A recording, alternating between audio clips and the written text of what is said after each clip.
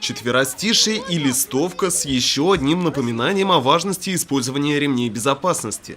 Сегодня утром водителей, проезжающих по улице Белова, встречали маленькие инспекторы дорожного движения. Ремень безопасности жизненно необходим. Всегда пристегивайте ремень безопасности. На дорогах очень скользко, будьте осторожны. Особенно, когда ваши маленькие дети ерзают по салону. Будьте бдительны.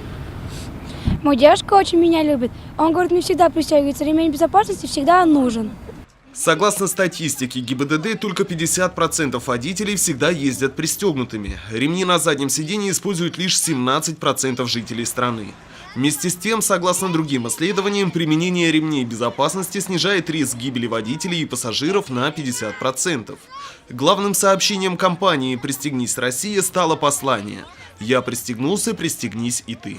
Данная акция называется «Пристегнись, Россия», направлена на снижение тяжести последствий после ДТП, также на популяризацию ремней безопасности, используемых в детских учреждениях пассажирами и водителями. Инспекторы ГИБДД призывают всех стать активными участниками данного мероприятия. В этих целях можно с хэштегом «Пристегнись, Россия» Сибай разместить на своих страницах в социальных сетях селфи и фотографии своих близких, которые надлежащим образом позаботились о собственной безопасности во время поездок на автомобилях.